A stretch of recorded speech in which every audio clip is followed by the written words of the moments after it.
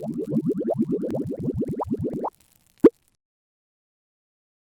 we ready? Now we are. How's it look? Are we supposed to be sitting like upright? Like more proper or more relaxed? We're good to go. Start proper, maybe get more relaxed. Yeah. Oh, All right, action. I'm Chad Greedy. I'm here with my host Cameron Meyer, and we're here with special guest Dave Graham today. What is today? Oh, it's got to be the 27th. 27th of December. Wow. Yeah. 2018. Just had a pretty good gym session with Dave and Cameron a second ago, and tension climbing. Pretty hard crew there tonight. Strong crew. Alex Megos, Daniel Woods, Maddie Hong, Margot, Isabel. Margot Hayes, John Cardwell. Cameron Yeah, Meyer, John, yeah. Chad Greedy, Isabel Faust. The whole crew in there. Yeah. Climb off all the holiday food, maybe. It was my first tension experience tonight. Yeah, first session after the holidays. I was pretty impressed. There's bad holds on the wall. Terrible holds. Well, should we get into it? Yes. Start at the beginning. Oh well. How did you start climbing? I started climbing in the gym. I was a I mean, even go friend. prior to that. You Here, just I can went give to you a like the gym, whole back or- end of it. The way it works is I was friends with this guy, Miles Courtney, and he's like, he was into mountain biking, camping, all that kind of stuff, and we went out and mountain biked and camped and stuff like that. But he was also friends with Luke Parody. And Luke was in my homeroom class from whatever 6th grade on, so like we had kind of dabbled in trying to get him into the band that I was in, and he wasn't really into that, but he was friends with Miles, and he had started like rock climbing, and he was climbing with Miles, and Miles was like, yeah, I'm climbing with Luke, and I was just like, oh man, that sounds cool, like I want to climb with my friends. And we went climbing, and I had a cast on my hand, like, because I'd broke my wrist skiing, so I had like climbed with a cast and stuff, and I hurt my knee the first day, so I had to take like tweak my knee, like in this 5'9" dihedral. You're Yeah, injured going into it. Yeah, like doing some drop knee in the dihedral, and tweaked my knee out, and then had to take like a couple months off, and then started climbing again with Miles and Luke in the gym, and then quickly like I got into it in the gym, in the main rock gym, and then we went outside to like the local quarry, and also Portland Headlight, which is like this strange escarpment of rock underneath a lighthouse. So there was a couple what you can call local climbing areas in Portland, and we accessed them. But yeah, I took my first ground fall there, like 3 weeks into climbing. Like I fell off this. I was kind of trying to solo some highball boulder problem, So you and guys didn't slipped have off. any prior like magazines, or you're looking at like some other dudes that were doing it. You just were kind of cutting your teeth on your own. Well, no, we had magazines, and we had things. We just had really lame shoes. Like we had like the You didn't have those anybody to show you the ropes, Summits. I guess. No, we had the Summits. Yeah. And I think Luke had better shoes than I did. I mean, I had Summits, then I had some Mythos. It was a Mythos confusing time classic. trying to use those shoes. And then eventually we had Anasazi Velcros and Anasazi lace-ups. That was like the big breakthrough, but that was like, months afterwards starting climbing. Just months. I'm just kind of trying to talk about the first initiation of climbing here, and it was Yeah, I mean, I remember seeing pictures of Had, you like, a doing triangle hard harness. routes and those shoes. The Yeah. Fly, the China Beach, and the so Bass those Road and those all were. that stuff. I mean, by that time I was already like I was getting shoes from 510, which is cool. Just explosive and dynamic. It's all really tense. It feels like you're always on point. You can never really relax here. You always have to be straining really hard just to stay on the wall. Just like bouldering with a rope on for a really long time. So Eric Musial, he was the connection there, like our homie at the gym at Main Rock Gym. Also Nate Kimball, he was like the manager of the gym. Those guys really looked out for us, and Nate took us on our first climbing trip, for instance, because my dad was like, "Dude, you guys want to go on a climbing trip? We got nobody to take you, like no adult." And he's like, Nate proposed to the gym manager. He's like, "We take these guys to Rifle."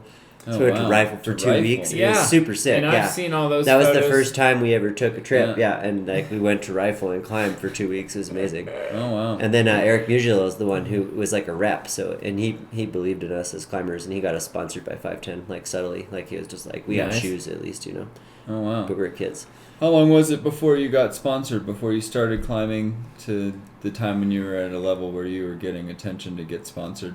I think it was like a year and a half or something. Random. Wow. Like it wasn't long. It was like 2 years.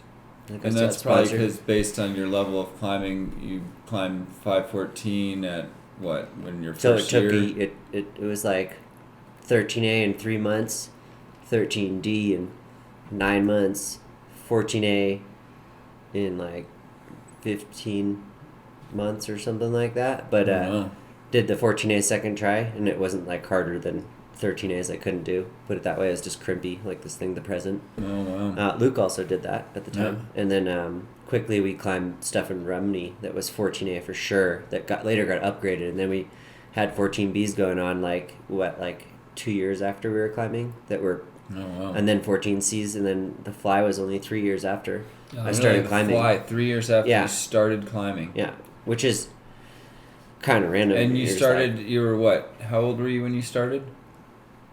I was 15. 15? 15 basically. Doing the fly at 17, 18. 17. Wow. So, 14. I think I was like at the end of 14 when I started climbing, and I did the fly when I was like 17 and a half or something. Like that. Wow. Pretty good progression. Yeah, very quick. It was quick.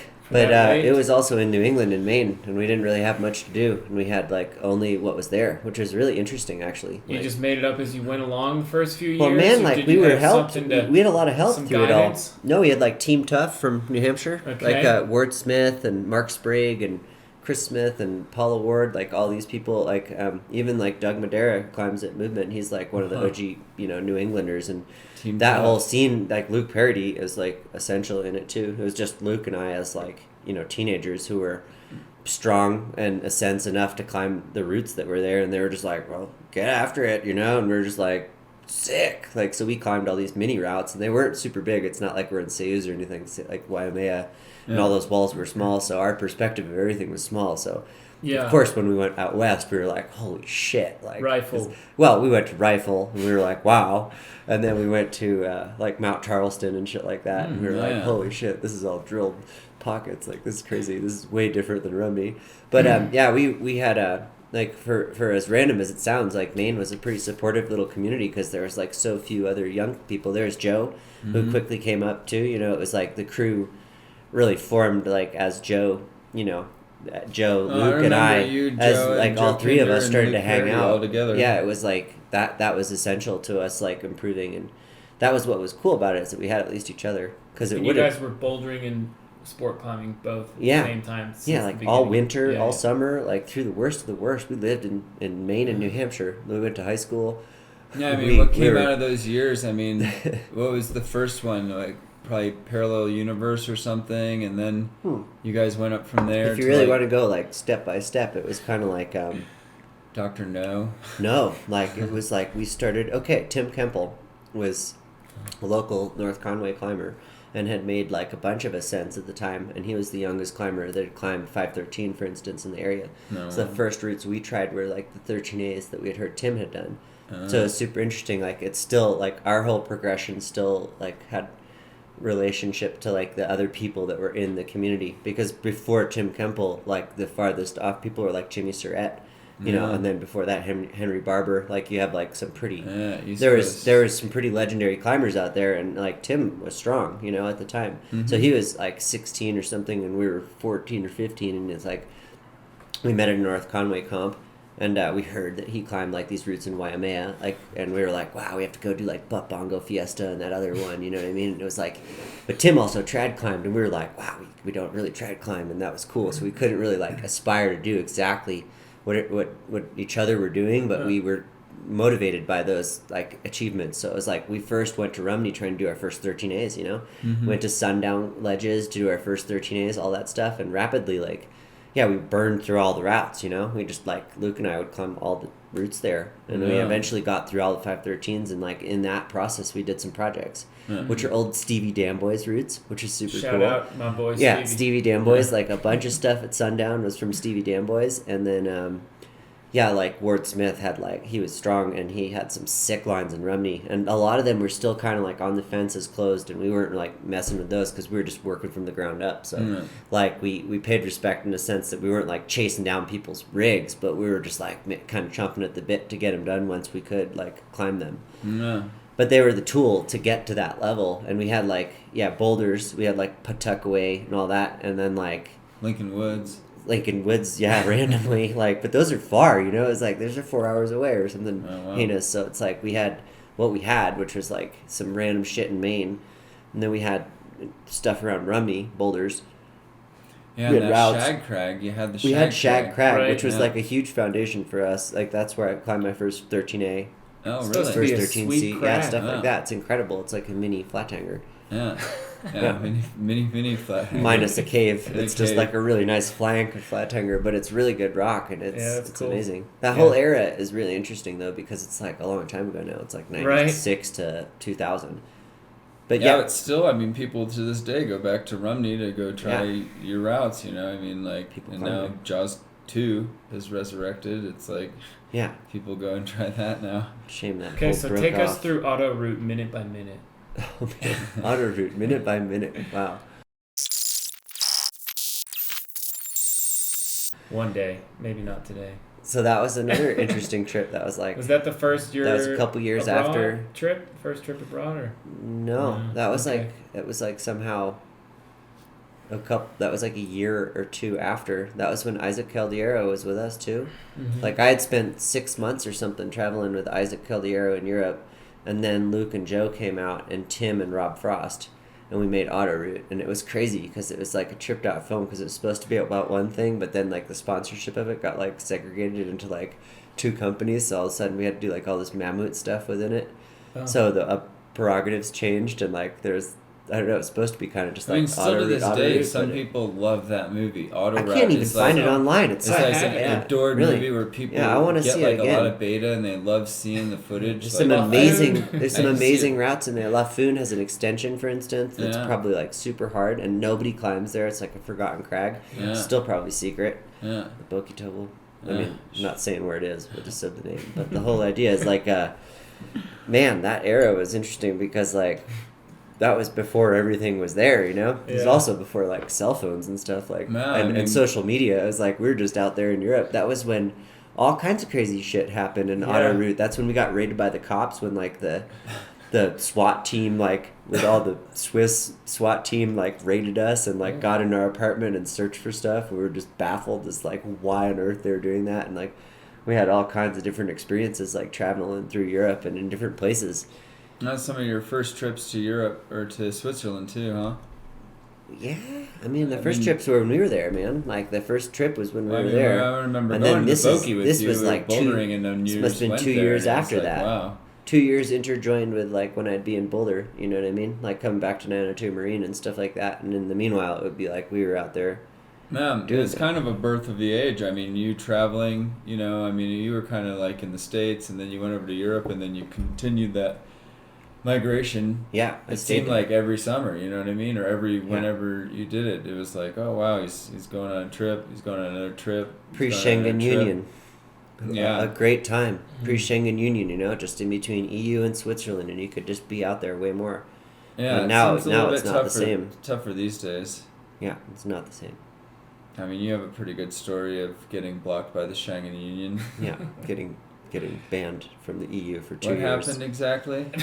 So, when we made the Island movie, like the Island trilogy, like which only one movie has come out, the next 2 are coming out soon. For everybody who's curious, they're just hot on the presses. They're on their way. We've been talking about it at least.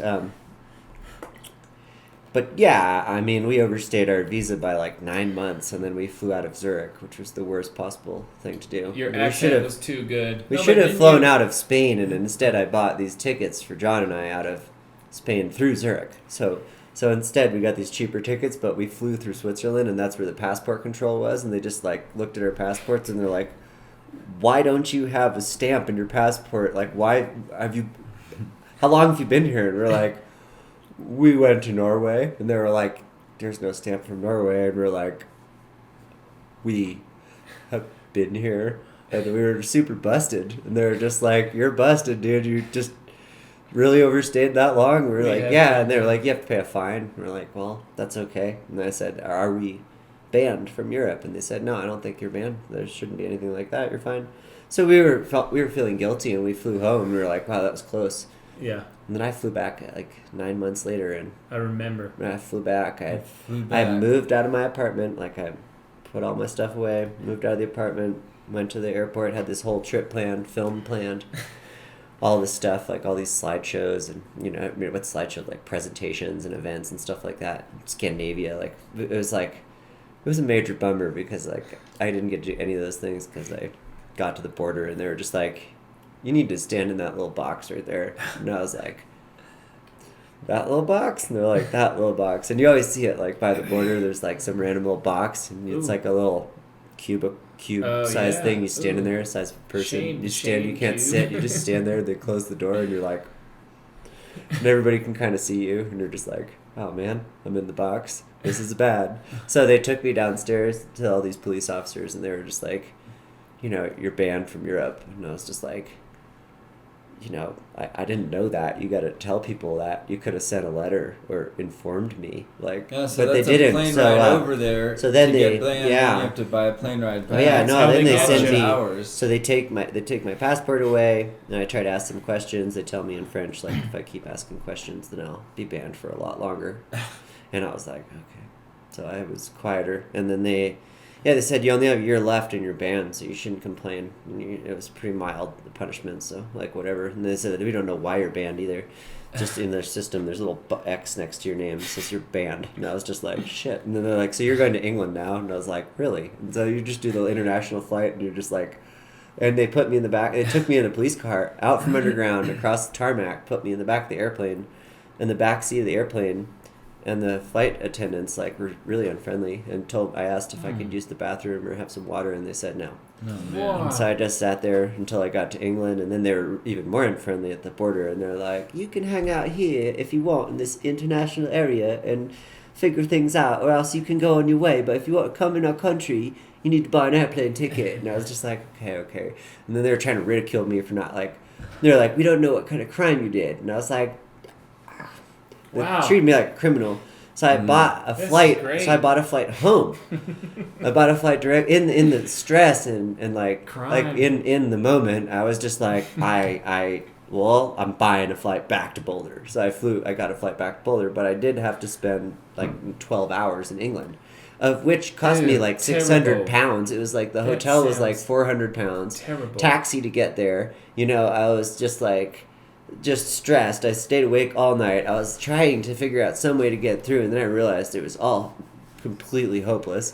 And then basically flew back to America and moved back into the same apartment and changed plans. Yeah, but tell us about the covers, dude. The covers happened Dude, that's first. a long-ass time ago. It happened before then. What year is this again? This is Squam, dude. This happened even before. Yeah, these are old. These are ancient. What year is this? Let's see. Well, I remember this, obviously. This is in Sirana. This is a... Are you free solo right 12C. back there? It's a 12C. No, I got a rope on. It's a 12C that's next to Camp Piggy Poogie. It's really sick. Oh, love that. Yeah. Guy. We shot photos with Clement Betchin and Danny Andrade and this guy, Fred Labreville. Oh. So super sick. It was like when I lived at Danny Andrade's apartment with Clement. How long did and it Chris take Sharma you? eventually moved in there too. But that's supposed to be 2008. No. How long did it take you to learn your first language? Well, I don't know, man. I started speaking French like the moment I landed out there in France, because I had some in school and nobody else would say anything. A day. And it was like at the cafe and nobody wanted to order the coffee, and it was like, well, we need to get moving forward. And it was at the Gite, it was like we need to communicate with these people who didn't speak English. Yeah, leader. You're a leader, Dave. So French, I spoke until I spoke French for a little bit, trying to learn it, in Europe, and then I tried to learn Italian too, because I was in Ticino a bunch. So I tried to learn Italian, and by 2003, when I finally went to Spain, I kind of had an Italian-French thing going on. I could speak kind of some shitty Italian and some decent French. And then I went to Catalonia, and since Catalan is kind of similar, I learned some Catalan, and then I started learning Spanish from Catalan. Really? Wow, Yeah. you reduced it back to from Catalan to Spanish. Yeah, That's it was probably hard. It pretty was super hard. confusing. It was like coming from like this French background where you understand all the French parts of the Catalan, and then the Spanish parts. You're like, what's that? How many languages do you have? Dabble in, whatever. Like I speak English, French and Spanish, Spanish. English, French, Spanish, and then like my Italian's like not that good, but I can talk Get to people by. a little. And A little then German. and then my German is like kind of similar. In Catalan. And Catalan is yeah. Chinese. You can say like 1 through 10 and some things like ni hao, bu hao, Wow. things like that. I don't know if it's good, but I learned a teeny bit in China, and then like I'm trying to learn some. Why do you Trying to attribute learn all some- that linguistics to probably rock climbing, getting in and out of situations? Yeah, I love it. I mean, the rock Hey, I climbing. want coffee today, or I want to buy in this every chicken, language, or- it's fun to learn. Like And you're climbing in the Franken. in Bulgaria, they taught me things, and I forgot Italy them. Every country you go, you learn some things. I think the Russian stuff's cool. I like the Russian languages. Those are really cool. Like anything. Like I've spent time in Bulgaria. I've only been to Russia like for a day or two, but it was super interesting. The language is cool also. And Japanese, I mean, if I'm going to throw it out there, I think Japanese is like the coolest language. I would love to that learn to language. speak Japanese. Yes, same. But it seems really It challenging. seems really hard. Really But challenging. at least the huh? consonants are solid, and you don't have to like do all these crazy slurs. But runner-up, Russian is also interesting. It's also Yeah. got a cool new alphabet, and it's like a little more attainable, but it seems really challenging. So when did you guys meet? What's that? Chad and I? I went on a climbing trip to Fontainebleau Font. I thought Yeah. it was font. and was like sick and had a bone Oh, spur a bone. and Did you get surgery? hitchhiked back in those days. I've hitchhiked in Europe too. I actually hitchhiked It's from the kinda train jolt, station to Lachant to go because I asked the cabbie to take me to where the climbing was. Uh-huh. I wasn't smart enough to know that it was everywhere and. Oh. Yeah, stayed in a little hotel and then came back into Fontainebleau proper and went into a cafe and saw Dave. I saw some Boulder people, Theo Marin, Herm, yeah, all Brian those Capps. guys, yeah, Brian and Dave Graham. And I remember that same cafe. We called it Lutz's Cafe back in the day, but he doesn't work there anymore. But we still go there. There's best pastries and font, like so good, nice atmosphere. He That's became cool. a climber, Lutz. To still go. Yeah, and then that trip, I mean, I remember we seshed font, and then we That was got right on the road 2000 to Switzerland, and that Yeah. was like 2001 or 2 or something. 2001. in there. Not long Yeah. after Auto Route. No, before Auto Route. Pre-Auto Route. 2001. Thought Auto That Route was- trip ended, like you remember the footage in Realization? Yeah. Where I'm climbing on Biography with Chris? Yeah. That was the end of that trip. Oh, So okay. this trip started with Chad, Oh, where cool. I met Chad. So Luke and I were on our first trip to Europe in November, December, like 2000. Those mega And then Euro we, World Cups, too. And then we like had like I mean, a we- shitty month of like rain and stuff, and I came back. I went back to the States and came back, and that's when I met Chad. Oh. And that's when we went to Switzerland for the first time, and met the Trash Brothers and all that We stuff. must have been out Mickey there. It Beazer. seemed like forever. I mean, there's Yeah. so many memories of those little memories that are like. 'Cause It, we went was like, to- wow, we must have been out there for like 4 months, but it's probably all jam packed into like a month. No, we met in Fontainebleau, and then we drove. I was like, dude, do you want to go to Switzerland? And we drove to Switzerland, met with the Trash Brothers and the Gecko Supply guys, like Mickey Oh, Mickey cool. Beazer and, Oh, and just everybody. the They hooked us greatest up days in in the world. Andermatt, and we went skiing in Andermatt and climbing into Chino, and that was like the first time we ever saw it. So we were like climbing into Chino, skiing in Andermatt, and all Yeah, that stuff. it's like the eyes were wide open. You know what I mean? Yeah. You're just And like, then that's what when I is did going Action on Direct. here in Switzerland. That was my Action Direct moment. That's like when I Oh. climbed Action Direct. It's right after Sure. Chad left. He went to go see his buddy Yeah. Isaac in Spain, and Jason Kale came and met us in Andermatt, and we Oh. went onwards to Frankenjura. Yeah. And Jason hurt What his are you finger. guys doing? Are you even emailing each other about Didn't your have trip? email. Didn't have. It email, doesn't even didn't have exist. cell phone. How's No. Jason Kale meet But you dude, guys in because Europe? it's all the On He network. broke up phone? with his But girlfriend. check this out, He's like- bummed. Jason, like, he broke up with his girlfriend. He's bummed. He came there, and then Jason No. came to Frankenmuir, hurt his finger, was Same. even more bummed. And then Luke and Joe came, and that was our first Euro trip all together. Oh. And that's when we started, and that's when we did our first trip pre-auto route. It was the trip that kind of like Oh. gave the idea for auto route, which we Uh-huh. did the year later.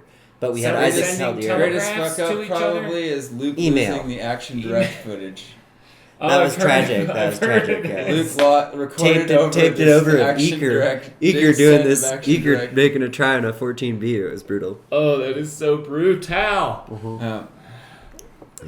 That happened. Now, all those trips, is there any like things that you want to go back to? I mean, it seems like those are a long time ago, and you've been to these places year after Yeah, year. like but everything. the Like, projects that got away. I mean, I know here in Colorado, you deal with Those are some your current little- project, yeah. and there's always a little sidecar that you have going on. But I There's can't think of many. anything really overseas that you have to do that it's really like one of those things, much like Hypnotized Minds. I mean, without like telling everybody which ones they are, because it'll give it away. But I Yeah. know they're already given away, so there's no giving them away. But it's mostly from the 2004, 5, 6 Ticino era. Like everything from then, that's stuff I really want to go back to. Like there's that project to the left of Clans of the Yeah. Alphane Moon. To the left of Clans of the Alphane Moon, there's Which there's I the went problem back to and the saw left those of Pamplemousse. last year, Yeah. and it's like it's so funny how those things are still exist that Yeah. are they're But awesome. project left of Pamplemousse, like the real Pamplemousse, the big 50-degree up there, up the hill, below Orange County in Brione. Yeah. Um, It seems like the next generation's there's chomping the at your project heels quite that's a bit. straight up from Dreamtime. Like all these Yeah. things that I tried, even Hazel Grace, like I always saw it as a low start, and Giuliano's trying that now, and Yeah. like that's awesome. Like these type of things, all these things that were kind of like, wow, that looks cool. And then there's probably like another 10 of those in Bavona that I can think of that I brushed and like recently tried a few of them. So there's that one that's by the church up above Heritage on the road.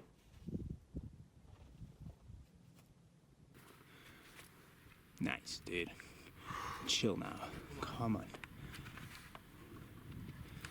Come on, Dave. Come on. Come on, come on, come on. You got it, dude. Yes. Come on. Right there, dude. Come on now. Nice, dude. Come on. Chill. Chill.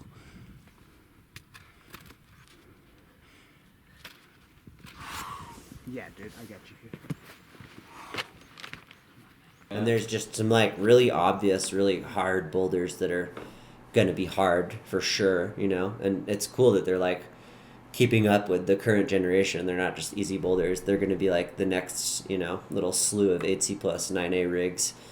But they're hard No, I mean, boulders. those They're like guys real are hard still boulders. Some So. of the strong kids today that are just doing the things that they're doing just today are like your Yeah. own projects, you know what I mean? And they're just Dude, off the wagon sit, man. I was Yeah, so psyched on for that. sure. I couldn't do the move up high. I once did this move in the past. Like, it was so funny. Like, it's so funny to see the old projects become like these new rad things because yeah. there's so many of them is the thing. There's like 30 more where it came from. And I know that's the cool part about it is I know that at least that younger generation we have right now knows that too.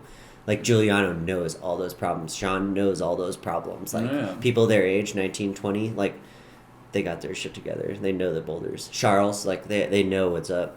Yeah. That whole crew, they know. That's good. And that's good because It is like cool. imagine it's they very didn't affirming, know. though, I imagine. Yeah. Yeah, Yeah, they're it's like, cool. wow, this is the shit. It is And it's like, affirming. yeah, we thought that was the shit. Fucking You'd have to Yeah, a pull in long more- time ago. more It's cool fights. because I was really psyched on it, and people would often make negative comments. It was like, dude, that's shitty rock, or that's like too crimpy, or like there was always a statement about how it wasn't hip or wasn't cool. But I was like, these are sick things, and Yeah, they I mean, will be there's always gonna be they will be judgment sick from things. When people. these are done, these are rigs. Like they'll be sick. Like no one will be able to talk shit on any of it. Yeah. Like if one's more like marketable than another, like Off the Wagon is always really cool because it has that like big move, feet cut, and everything. But there's some Yeah. other more obscure stuff that Oh, sure. has become now like really popular, and I think that's the cool resurgence of like people loving like movement, like all of Jules' problems, like in Cresciano. That was a cool little wave. It just happened like last winter. Like he Yeah. opened all those compression prows with like Sam and those Yeah, dudes. lure But and super cool. Like that's positive. We need that. We need like young climbers putting up problems and like tackling all those old projects because there's so many of them. And if it's like yeah, and if 2005 especially the Swiss kids, the Giuliano, the Ometzes, all those people, if they're sitting people on got these boulders, passports like Sean and Yeah, Jewel, like Sean, they're I would stoked too. they can be out there all the time. But the whole idea is like man, if they were found and looked at in 2005, like for sure in 2018 they should be a thing because Yeah. they're rad. You know, Yeah. it's like not like I was that like ahead of everything. I was just like, this goes. They These really are are boulders. sitting there. These though. are rad. I You know. remember just taking trips to Switzerland in the last year and like revisiting Brione, which I hadn't been to Cool. since a really long time ago. So nice. And just walking from Malunk over to Amber and looking Yeah. at all these rocks, and I was like, So wow, I much, remember man. David Fitzgerald was walking by and we were trying a project that me and you saw 15 years ago, maybe, Yeah. you know what I mean? And Giuliano was trying it, and it's probably like 8C plus, like crazy thing. There's a project to the right of it. There's like this thing Baptiste Ometz almost did that was like we this just had cool to put little up thing. all the 8A to 8B plus boulders at the time too. So like looking at the 8C pluses, you were like, Yeah, I mean you looked at this project. yeah, we tried even a lot of those. It's so cool though that like they're things because I Yeah. only we weren't hope, burnt. You know, we weren't burnt. Like we were doing something. I hope they have names half as good as yours, though. The names of the boulders. I think they do okay. Yeah, me Jewel, too. where do you I get a lot like of your Jules' names names. I want to from? hear about the names, though. The names? You got to tell me the best one and where a lot of the inspiration comes from. Your favorite boulder I'm problem still name. gonna throw it out there that like either I don't know. It's gonna be about preference or something. But best names Uh-huh. probably have to do with either Philip K. Dick or Buck 65. Right. So Buck 65 lyrics and song names often, but like mostly lyrics, Yeah. are the source of a lot of boulder problem names from a really early age on. Like, and Philip K. Dick also. So between the two, it's kind of like depends on what your preference yeah, is. so what's the It's best like, of each then? and then there is also some like music involved. You know, Story of Two Worlds. That's like an Eli album. From Yeah. you remember Living Legends? That's Oh, yeah. like an Eli album. The Story of Two Worlds. Okay. Pretty basic. From Dirt Grows the Flowers. Buck 65. Buck 65, dude. So I mean, stuff like that. And then there's many other things. I mean, like Let the right one in. That's a that's a great Swedish Daniel Boulder. And Oh, he it's named the it after Swedish that horror movie. movie. Yeah. The vampire movie. I Not knew mine. that.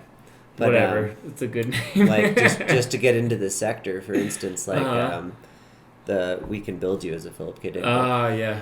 You know, Moat in God's Eye is another science fiction book. I forget the Ah, author. yeah. A really good science fiction book, actually. Great names. Maybe Ursula K. Le Guin Yeah, or that's something. cool, yeah. Stranger Oh yeah, in a Strange Land. Great, Iron Cave, Maiden. Clan of the Cave Also a Bears. science fiction book, but Iron But Maiden also Iron Maiden. had not. To Your albums. Scattered Bodies Go. Oh, yeah. Joe's Philip Farmer, a Okay. phenomenal novel. Really, really cool. Mostly. When do you have the time Death to read Trout? the books? Dude, my dad, this is all goes out. All of this is attributed to my father. Like, he hooked me up with all this awesome sci-fi, like, gave me all these amazing books, and, like, all these names come from books he gave me. So, he gets, like, the credit. You know, I was just like, wow, this is a sick book. The Moat in God's Eye, you know, like, random other thing. Clan of the Cave Bears. I think, actually, those were my mom's, but he gave me a lot of Philip K. Dick, Uh-huh. Roger Zelazny, Yeah, Jack Roger Vance, Zelazny's Jack great. Vance, and then, even that Joe's Philip Farmer stuff, which is, like, way out there. But yeah, like all those boulders and around, you know, Yeah. they're usually getting named after something. Something in the moment. Yeah, except for then there's things like Ice Knife, which is just like totally random. It's just It's hardcore. called the Ice Knife. Well, there's a lot of those too. Bastard in a basket. That's from There Will Be Blood. Bastard in a basket. Bastard in a basket. You know, like that scene, so good. That's such a good Great boulder. one. Yeah. Sick. Great boulder.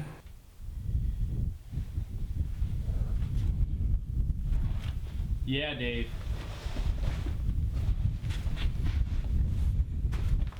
Come on. All right. What are the last 3 boulder problems that you've done? That you've topped? Recently, Yeah, the last 3. the last 3 boulders, so it's gonna be super funny. It's just like Daniel, except for minus box therapy. It's like that boulder crooks, the halfway crooks, Oh, Halfway crooks, Wanderlust, right. log cabins. and Log Cabins. Oh wow. Yeah, those are my last 3. Oh, I those mean, are amidst pretty my good. tries in hypno Yeah. and the game. And that leads to your projects that you've been projects that you've been trying lately. Yeah, lately Hypnotized Minds. Yeah, I've been trying Hypnotized Minds. Trying to try Hypnotized Minds. I flew back with the intent to do Hypnotized Minds. That was like my goal. I came here like to live for 3 months with my girlfriend. We were gonna like climb outside and be in the Rockies, climbing. And this season was not exactly what I expected with the weather. Like, so that didn't happen. Like, not only did we not really, while, but then we had like a couple weeks of rain and shit and some snow, and then it went really cold. And snowy, and it was, I don't know, I can count all my attempts and I can look at all my clips and stuff. It's really bad amount of real days. Like, I probably had like 6 or 7 days that I could have done the boulder. And when I say I could have done the boulder, I'm still saying like it's 25 degrees with 40-mile-an-hour wind. I just mean, to be dead honest, I think I still could have done it, but they were really like hard days, like the few hard days that were there. I mean, I've been seeing what you've been doing. I did not You're succeed. definitely in warrior mode with the boulder. And I just numbed out every single good try I had. I just got to the point where I was really numb in my hands, and I would move to the hold, and I would stick the hold, and somehow my hands would, like my right hand usually would slip. And I often grabbed that left hand pinch and felt like I was sticking, and I was in the right position and everything, but my hand would then slip. So it's like, it was kind of like this thing, if I tried to force it, something would slip. And then if I tried to stay in the balance of like with the numbness, I wouldn't have the height. So it was very frustrating. But not only just frustrating, but miserable, like really unpleasant and like cold, you know, the wind, and then like the frustrating element that you're like, you feel capable of doing it, and you're kind of like, I don't even know if I can be outside right now, but you want it. So you're like out there trying. So you keep trying and you keep trying, and it's like, I don't know. It's like, it definitely was interesting. Hard to maintain that kind of psych, I'm sure. I mean, I would go right now if the park wasn't shut down. I mean, that seems to be the final nail in the coffin. That's the nail in the coffin, is the government shutdown. Yeah. That really, like, I did. At least it's a pretty good excuse that you can also use. It's still impressive you kept the psych up for as long as you have anyway. Yeah, but dude, I'm expecting that shutdown to end, and I'm looking at the weather, and I see like 2 or 3 days before I leave that I can try it, and I'm banking on those days. And when I'm in tension, and I'm my first day in tension, all I was thinking was like, dude, don't injure yourself, because you could still do hypno, maybe.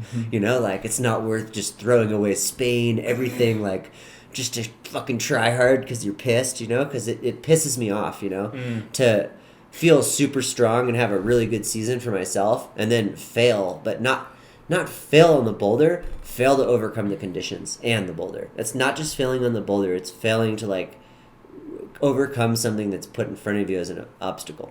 But that's what sucks. At least it's like, you're not trying hard because you're pissed, though. No. I mean, I go into the gym and want to get stronger because I want to, like, that when it's really cold, you know, I want to be stronger and do it in the cold, you know. I want to overcome the conditions. I don't want to say that it's because it's been a really shitty fall that I didn't do the boulder, because I felt really capable of doing the boulder.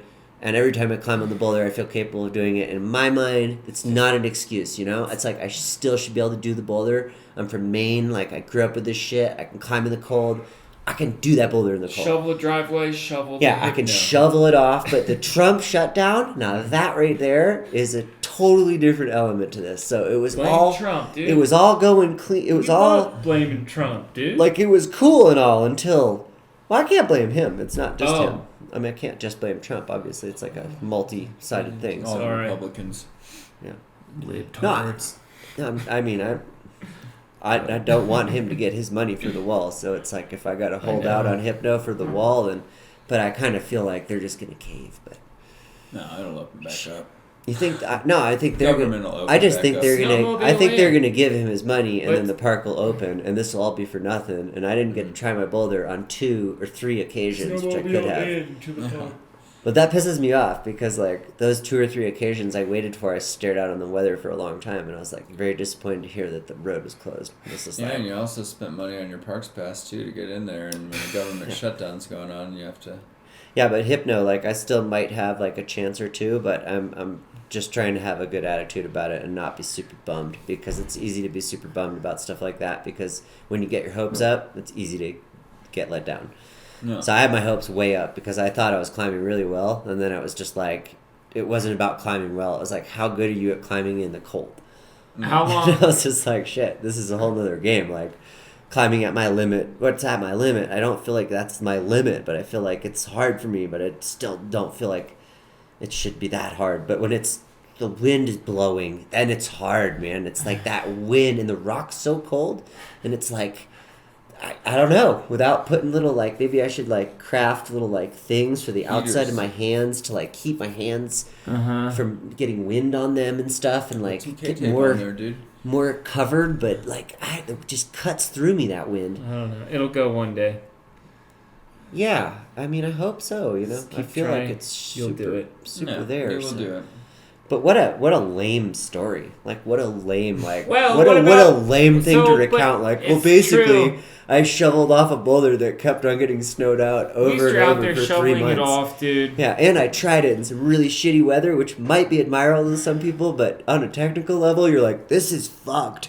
This is fucked right now. The wind is fucked. I can't feel my feet. Got to go back to the car. It's 10,000 feet. Yeah. It's 10,000 I feet. know, but up. it was like October, dude. It should be. We've been. I That's climbed. part of the game on the wintertime, you know. I just climbed crazy. creature. I climbed that creature boulder in That's why November. people go to Spain. Really? Yeah, in November, and this year in November, it was like I don't know. savage in chaos. There wasn't Yeah. even any remote Every year, chance roll of- the dice. Yeah, rolling the dice hard. I know. But you've known that since you lived in Colorado. Wasn't Colorado the first place you moved to? Yeah. And then, Yeah, it was actually. And you're still First here. place I came, I think about it as the curse that they talked about. I think that's what's going Oh. Yeah, on. you never leave. You move here and you never I, leave. I think about this What? often. Chief Niwot Yeah, Chief curse. Niwot, man. And I also listened to a really fascinating thing on NPR, which was Do like, tell. it was an NPR, I don't know if it was like This American Life or something, but it was an NPR segment on this guy from Niwot tribe talking about that Just curse, never left. talking about the whole history of it and the curse, and talking about like the deep resent that they had for people and the reason for the curse. And I was like, Who'd they have And I- resent for? well, the white man. Dude. Oh, okay. I mean, we took over the Yeah, I didn't the know. land at that time. Okay. It was like they were the Native Americans and the British and like the colonialists like came and tried to, you know, take them the fuck out. Like what happened is that it had something to do with trade on some land or something. So it was like they had some land. Old white man trade. We need to We're gonna pull take this up. land. We need to pull this up on Google, but basically, I think that like the colonialists or the people who were, you know, setting up shop there in their hood. Pioneers, okay, the pioneers reminds me of that game we used to play, like going across the country in the wagon. Sooners. So Yeah, That's whatever. what I am, dude. Yeah, same with my fam. they make a deal or something for some That leads land, to a curse? and then they attacked them or something like that, and then they cursed them for that. Mm. And they cursed the people that they said that people would never leave from this area. If they So came you're through. under the same curse. Could be. I mean, I came Oh, through Boulder shit. when I was We're all 16, here and I'm in still Colorado. We here. haven't We're all left. here. It's That's like we all came true. through at a certain age, and then we come back. I mean, we know. can say it's coincidence. We could just talk about conspiracy theories if we wanted to, We because can. like that's just the same Just as this. a couple more things But first, it's fun. and then we'll... We should get into that I'm- kind of shit. I don't like I'm these questions down. about climbing because they're like Let's talk about a sunnier makes me place, feel South old. Africa. Makes I me just feel wanted to old know- when we got to what I talk wanted- about hey, 96, What I wanted to dude. go in there was like, 96. you lived in here. You've lived Yeah. in Colorado for like 15 years. Yeah. How come just now? How long you until got people- into gem hunting? How long until? Why is it just now you got into gem hunting? You know. Yeah. Well, that's a great question because I'm from Maine, which is like this tourmaline empire, which sounds so cool to me. Oh, you haven't And hunted I back didn't home get yet? into it. No, I didn't know anything about it. I learned it when we were sitting on the couch watching Prospectors, Chad and I, and then we got psyched on what, like, we were like, really, you can get some topaz out underneath some boulders, and we were like, let's go check that out. So we kind of Just went took and it. checked that out. The TLC series. Yeah, and then I went to Varatse. You Oh, remember? I was there. And you were there, and you saw the dawning. You were there for the total I was. in the first moments of me Yeah, finding true my sad. first crystals, being Yeah. like, Yeah. and then We're in Vernaya or something? In Verbier. Oh, in Verbier. no, not very Varatse. Sorry, Oh, yeah, Varatse. Varatse. We were trying Joya. Oh, and yeah. and the weather was shit. And I was like, all Joya. psyched to look for crystals, and I found cool little quartz crystals. And Yeah. the I don't dude, know. no, I was gonna say, how long does it take, Cameron, until until Display. people call me a local Display, in Colorado? display. Oh wow, yeah, this is a nice crystal. This is something This you is a found big in old Swiss Colorado? crystal. No, this is a crystal from Switzerland. Oh, wow. Yeah, this is from Gotardo, Paso Customs San doesn't have Gotardo. quite the drop on Dave Graham like they might have thought, huh? So, this was probably like the largest crystal I ever found out there in Switzerland, and like that was seemingly like beautiful to me and not kind of chossy and haggard. I like this crystal because it's kind of like a stepping stone. It's kind of like a stepping stone. It's like climbing your first V3. And you're like, yeah, V3 like crystal. V3 feels good when you get V3. You know. Do you believe in their healing powers? You know, Powers dude. of regeneration, some say. I kind of feel like maybe the radioactive elements and the toxic elements are a little more real. Poisonous. Oh, like it has lead in it. Stuff like that, yeah. Like, oh, just like, stuff like that that doesn't have lead. It's not the Yeah, coolest. like that doesn't have lead, but sometimes when you're like, wait a second, is this toxic? Through a hole. Yeah, and you're like, is this toxic? And then you're like, look it up, and they're like, this is extremely toxic. Never do these things, and you're like, no, I'm doing something toxic. Like on the 8A.nu of gem hunting. No, dude, when you're digging something toxic up, maybe usually chipped, you know. You have next to it. yeah, you just have no. You got an idea. Get it chipped hunting. Oh, yeah, I know. Just trying to Yeah. make a joke. As a human, you're sketched. As a human, you're scared. Okay. When you realize you might be doing something super stupid. That's Alright, common so for me. this just adds to your wizard mystique, though, the crystals. That are wizard thing. Are you more into that because people say that about you and you think it was like self-fulfilled prophecy? Or you just are like that anyways? I guess kind of sci-fi, kind of all I kind of... mean, not to let people down, but I've never thought of myself as a wizard at all. So But look, the crystals are. I'm more When into was the. he He's a found crystal collector. I'm more into the like a word wizard crystal. vibe. No, Yeah. crystal collector vibe. Like more like people who are crazy or like into getting up into the alpine and finding like sick crystals, which I've never done, and I would love to do. And this is the start of it. Like Yeah, these gem hunting, man. these I It's the find rage these days. like these crystals I find. I'm by myself and I'm higher up in the alpine than I'd ever be looking for boulders. So it's not like saying you're it's not still wizard. I don't know.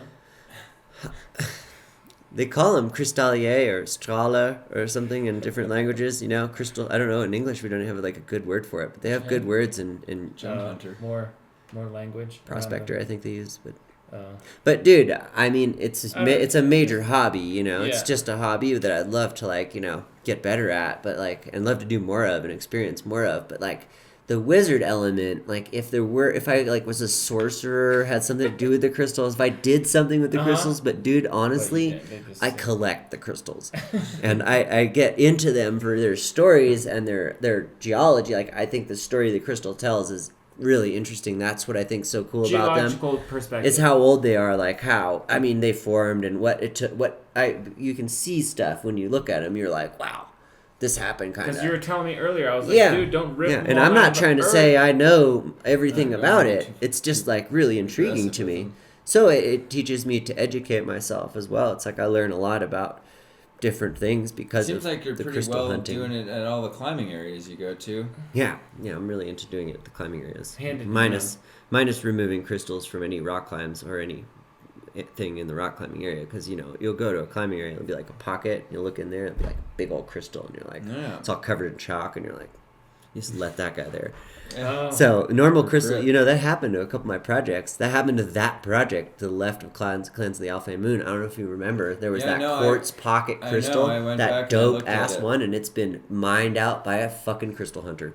Not me, but No. some crystal hunter took that I didn't know that crystal was, out of I heard that it broke. proj. I heard it broke. So imagine, no, it didn't break. Imagine, no, because the rest of the boulder is like totally exfoliated. Like all the crystal's been taken out. I've seen all the pockets, and I got a crystal from that boulder, but it was on the top slab Oh, wow. from the Schottental. But the idea is like, dude, there was crystals in that boulder, and no, not the Schottental, the other zone, whatever. Chronico. In Chronico, in that roof, right? And there's Yeah. like that whole zone. There's like other sections where there's like pockets in the wall and stuff. And some crystal hunter went through there and took them all out. Because I remember when we were there, they were there, Yeah. and No, now I they're remember gone. That pocket, and that crazy pocket. the pocket in the proj is worse. Yeah, but So- there's other stuff now. I went back there last year and I was like pawing all around. And I was like, man, there used to be this crazy. No, thing it's like right there's here. a right exit to go into the problem to the right too. So you could do that like crazy ramp into that like section where the pocket was, that like undercling that you had to stand up. And instead of going left to that like crazy crack exit, you could go into Clans of the Alpha and Moon, which needs that top out. Where is this? This is in Coronico, on the terrace kind of area. It's like on the switchbacks as you're going up, and there's like a big roofle like that. There's a V11 on the right side in 8A. No, it's really and nice. now it has a low start, the 8B from Chris Webb. Mm-hmm. Yeah. Yeah, so it's just a geological curiosity. I think it's more like a thing. Like, I love looking for crystals and finding the crystals. Like, it's not really geological. It's more just finding finding cool finding some sick shit. That's what I mean. Yeah, you find in there, you're like, wow. No, look I at wouldn't even this. call it geological. It's like an activity, and it's something to do. So it's like you get your Treasure backpack hunting. on, and you look at the mountain, and you're like, what the fuck? And then you go up there and you do what you do, and you're looking, and that's cool. Like, it's not really. I mean, you're not really like, so there's the layer. I mean, I'm sure really good crystal hunters are all geological as all hell, and they're all up there like, there's that layer, and there's where the pockets will be, and I'm gonna go right there, and I'm all like, and I'm like, I'm gonna go up, and I'm gonna look for the float, and I look at the mountain, I'm like, geologically, I think this makes some sense, and then I'm like, okay, and then basically I'm not so educated, so I don't really. Can't think too far into it. Yeah, but it's a curiosity. Yeah, it's a curiosity. Yeah. It's just like looking for boulders, like the sickest problems in the world, the but little crystals. Yeah. Except they're like Just really different harder planes, to find. You know? Different kind of sizes of boulders, I guess. Oh shit! Dude, there's just something about finding something really cool, even if it's a boulder or a crystal. Yeah. Like if you prospect it, we can say like, I guess we prospect boulders First too. descent. We prospect boulders. We look on Google Earth. We like. Try and make a plan, like we try and figure out what to do, a strategy of how to go through it, and maybe they're all shit, or maybe they're good, or maybe we return for fucking 10 years and it turns out to be like that thing of a lifetime, that's so sick. I feel like the crystals can be like that.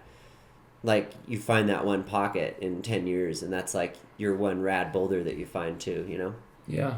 I think that there's something like kin to the pursuit. Yeah. Because it's not really the crystal in the end. Like, yeah, the crystal, it's like this crystal's probably not worth very much money, and it's probably not worth much to somebody if it was thrown out in the dirt, Oh. It might just get rediscovered, and maybe somebody wouldn't even look at it for the rest of time, It's just a thing. But if people appreciate it, it's something. I think that's just the same with hard boulders. Yeah. It's like you can't know a nice crystal without appreciating crystals, kind of. Like, you can't know a nice boulder without appreciating nice boulders. Like, say you're a big wall climber, and you think bouldering's stupid.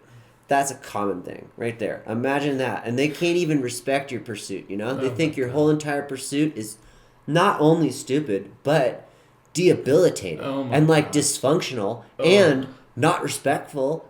And just to top it off, like no honor. There's no honor. There's no honor in what you're doing. Like what you're doing is stupid. You're climbing tiny rocks and you're on Earth where there's things like Everest and you're climbing this tiny chunk of rock and you waste your time. Imagine and you being complain that about judgmental, dude, you complain about conditions. I couldn't even wake up in the morning. And no, but it's a real thing. It's totally like a relative idea. So it's like to appreciate something in its base takes a philosophy, you know? And I think that like dude, I never would have thought I'd be into looking for crystals, but man, it sure passes the time. Yeah. Just like looking for boulders, dude. Pass the time, dude. My whole life been out there looking for boulders. I love it, dude. Just like out there, like people are like, what are you doing? You're like, well, fucking right now we're looking for more rocks. Like we're going to find some more we like, and then we're going to climb on them. And that's cool. I think that's like a whole thing that like, that should be like a therapy thing. It's like a therapy animal, but an activity. Society can use that. Yeah, it seems like South Africa is really good for that. You're at the crag, and then you're in the parking lot digging for crystals, and you're finding boulders, and you're finding crystals. Except that's more of a problem when you have crystals next to the climbing. So then I'm like looking for crystals instead of climbing. Yeah, but if you do it on your days off or whatnot, it seems, you have the best of both worlds. You remember Dree Hook, dude? Super bad. Yeah. That was bad. But dude. You could have been motivated to... I could have tried Paul's Pre-hook rather than like look for crystals too. I could have tried Paul's 8C, but I went not 3 or 4. I went 4 times to look for crystals instead of even climbing, and I felt super guilty. Yeah, you were too obsessed with the crystals. Yeah. You put up your own 8C in Africa this last year. Mm-hmm. You care to look at it? Tell us about it. Parsival. You had a pretty good year in Africa this last year. I think it was my best season. Best season. I did 3 8C boulders. I climbed The names? Noise vs. Beauty. Was the first one.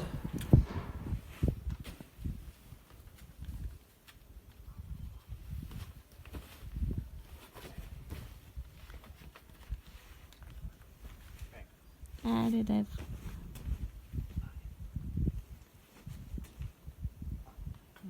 Allez, super.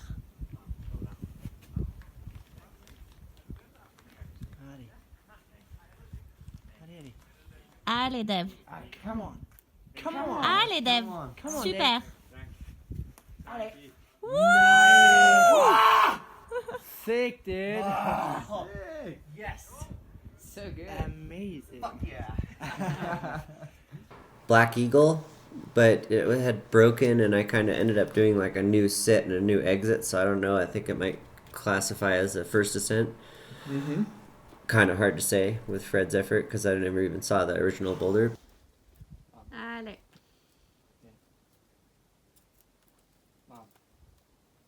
Allez, Dave. Allez, allez. Allez. Allez, Dave. Super, hein? Allez, encore. Allez, Dave. Super. Allez.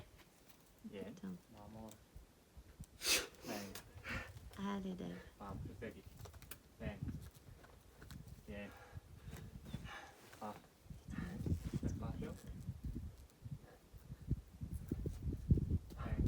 Allez. Wow. Yes.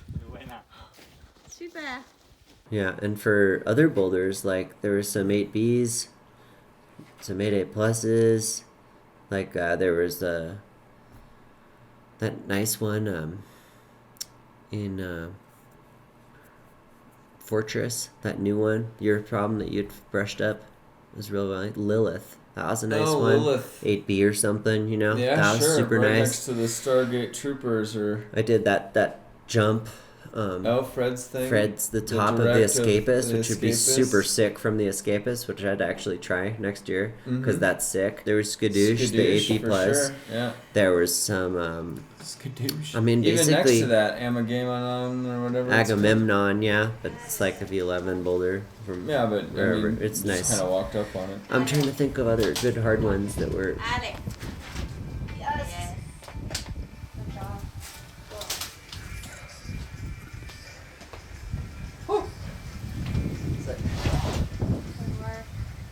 Oh, that was cool. That's what I wanted. Fast. Fast, fast, fast.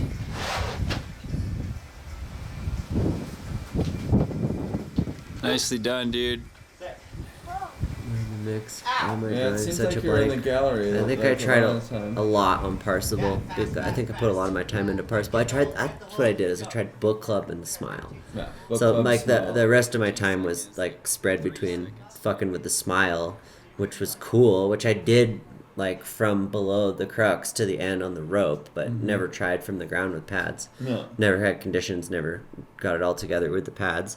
And then Book Club I warred with and never, I mean, that was like the nemesis. That was like, I put more time into Book Club than anything. Yeah, that And it last feels, move. yeah. So, but it was a good summer. It was a little bit better because it tacked on that Hazel Grace right afterwards. Yeah, I mean, That you kinda, like, always got my come out of season on Africa being coming really right out of- strong. Going to Switzerland and actually climbing Hazel Grace, and that's because that's such an old boulder I wanted to do. It's like I'd found it a long time ago and I just really wanted to do it. But dude, Parsival, Okay. probably one of the coolest boulders I've opened Big in hanging, a while. hanging, awesome thing. You can't really see like the lower feature right now where your feet are on, but there's Right. this skirt that you have to like navigate, and you've got your feet all with it. And the crux rolls with getting this toe and getting into these really bad slopers if you do this method. Hard pull on and hard start. Yeah, hard pull on, hard start. I mean, obviously the crux is the beginning, but. Come on, Dave. And then this move, tack. That move's the move I fell on for Good, 7 Dave. or Come on, there you go. 8 days or something. You can't dab there. Really You gotta perfect stay for real you. close. Really toe There you go. Chill, hooky, dude. tension.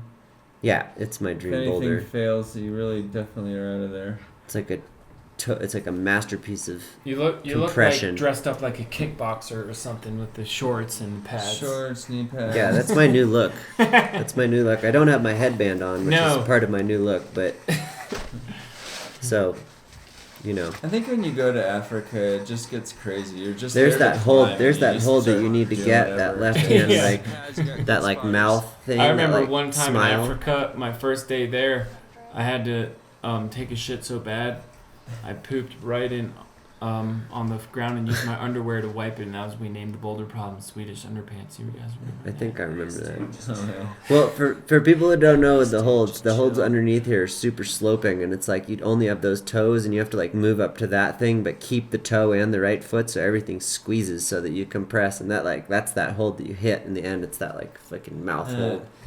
That like So you then have you the have this left foot- rest. the You have left this kind foot of is- tenuous rest, and the hold's good, but you're in a steep wall, and you don't want to like slip off and hit the wall behind you. And then it's not like dabby, but at the same time there is a wall right next to you, and you're trying to climb this like Chad, kind so of what did you say to Isabel at that spaceship moment? thing. I think I asked her to spot him.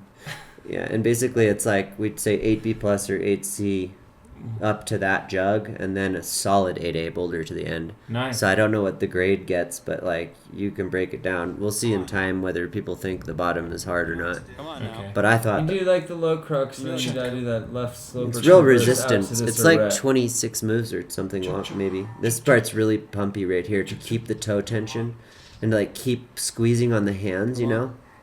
Yeah, you've already.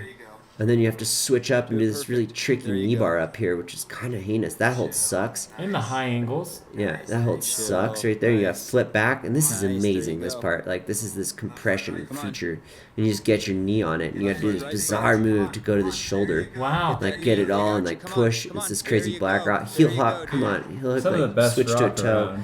Yeah, I'm all pumped as shit right here. I'll limit. This is the actual ascend, not like the thing on Instagram, which is not the ascend. There This you is go. that Instagram is just the bottom is the ascend, and this is like this is me all pumped. Boom, baby. Yeah, it's a lot of moves. Nicely done, dude. Yeah, just right up in the gallery, like right there. Really good. Culmination of my training right there. So, Dave, right shoe leather, left shoe synthetic. The reason behind that is that sometimes the synthetic high angles feel different in a lot of different ways, and there's a lot of different reasons why they feel different. But with toe hooking, I feel like they stretch more, Okay. so they're a little more malleable. Like when you go to put a toe hook in, it's the same for Black Eagle. Like if you watch the Black Eagle video, you'll see that I have a left high angle, and it's that same left high angle, and that turned to be my magic high angle, that left high angle, because it was like Synthetic. super good for toe hooking when it gets like a little bit more stretched out. Instead the Yeah. leather, it's like tighter. Oh, okay. Synthetic, it's more like loose, it's like stretchier, Oh, right. so it just like releases more, so you can like pull, you can like weight the shoe more, we'll Oh, say, okay. and less your foot. Oh, okay. You can like let the shoe be more supple and take form to the Okay. rock.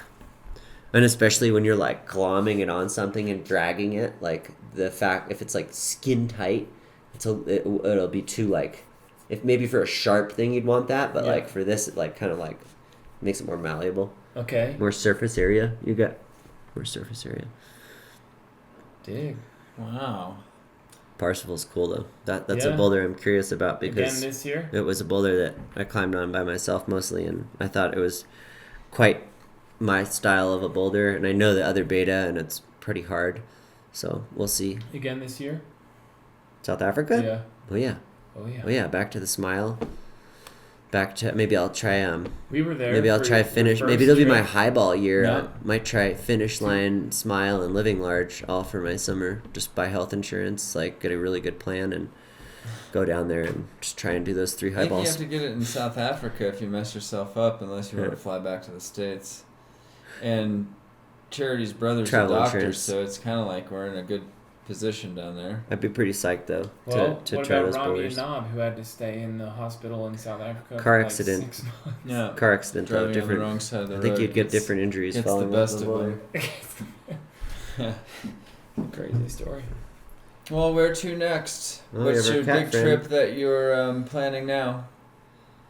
I'm going to Spain in 2 weeks right now, and I really want to do La Capella and La Rambla. And if I do those things, I'll try some other stuff. But I just want to finish off the things I was doing last winter, which I failed to do, and I felt like I could do. So hopefully, with a little more preparation, as One this short, time. one long. One's short, one's long. One feels like more my style, and the other one feels harder. Mm-hmm. Ironically, that means like La Rambla feels more my style, and La Capella feels harder. I really hope I can do La Capella. Like I fear that conditions are hard on that route. It's real like kind of this weird slick rock, you know. So it's tricky for me. Like when I sweat, it's not happening, you know. So if it's warm, like I know I'm not going to do La Capella. So if it stays cold and we have like a cold winter, I'll feel confident for La Capella because I've done it in 2 parts, and it's only 22 moves, and I feel like I should be able to do 22 moves in a row. But we'll see with that. I've never climbed 9B. It's like kind of like V13 to V13, but it's more like a V8 to a V12 to a V12 to a V8. So it's kind of like 4 little mini segments. And the breakdown on La Rambla? Long story short, it's like an 8C, You 8C haven't plus, seen La Rambla 8C, 15 8C plus times by route. now, Chad? You don't know the breakdown yet? Not the breakdown. It's like So you climb the 14, crack. 14B, Do 14 the thing. BC Mhm. up to the rest to a V11 boulder. And then if you really want to break it down, it's probably like, you know, like you got like a 13D crack in the start, and then it's probably like 14B to get through the 2 jumps, and then it's like almost a plus to get up to the rest below the crux of La Rambla, and then you do the crux of La Rambla, which is probably like a low end V11 boulder, and then you have like a rest that's not the best, pretty good with the knees, and it's probably like a V6, V5, V6 boulder, but it's real crimpy and real facey, and it's like moves like 100 through 110, so you might get blown out. But yeah, I'm hoping for the best. I feel like last year I had an injury, and I didn't climb in the gym for 2 months, and I rested a lot to heal my injury, and I had no route preparation, and I've been climbing routes for the last couple months now. So No, it seems in the like gym. you're preparing pretty well in Yeah. local gyms and whatnot. we can hope, right? Yeah. It's like, let's hope Well, at I least you're not prepared injured. well. I climbed a lot more in the gym than I ever have due to the weather. I don't think I've ever. So we'll see. This will be a totally new experience because I've never climbed in the gym as much. Forced by the weather, but it wasn't like a choice. But No, well, we'll see. Wish you the best. yeah, What else? me too. After this hypno round, we'll see. And then last spring too, it sucks because I failed because of the weather last year. So can't use that excuse for. Well, you're going into For it everything. with a better head, stronger it seems, and you're not injured. So you have Some positive Some pretty points, positives. like for on the piece of paper, like if we're to look at things on paper, it looks better, for sure. Right? And I can be more at peace of mind because like I have my whole like my life is a little more organized. I'm super psyched about being on the Adidas team, which helps me Oh. just to like throw that out there. Big up yourself.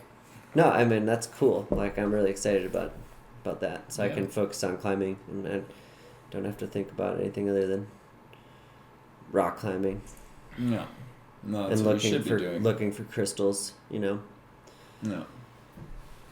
Well, any last words? I don't know. Was there some weird psychedelic shit you wanted to talk about? I mean Is kind of, I'm out there alone in the woods a lot. I'm out there a lot alone these days.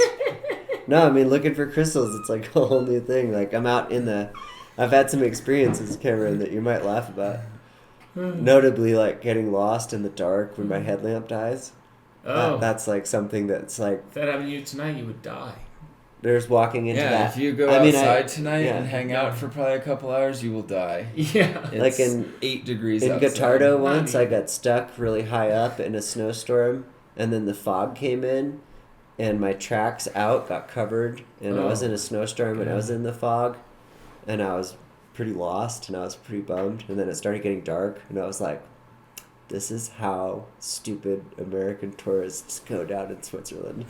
Like, these are those dudes that are like, I got it, it's cool, and they like hike up the slab, and then they end up like I remember when you on the helped slab. us, you were trying Meadowlark Lemon, and those Those people hikers yeah, got lost, they and they were like so out of it, and you had to like cancel your session on Meadowlark to help them out.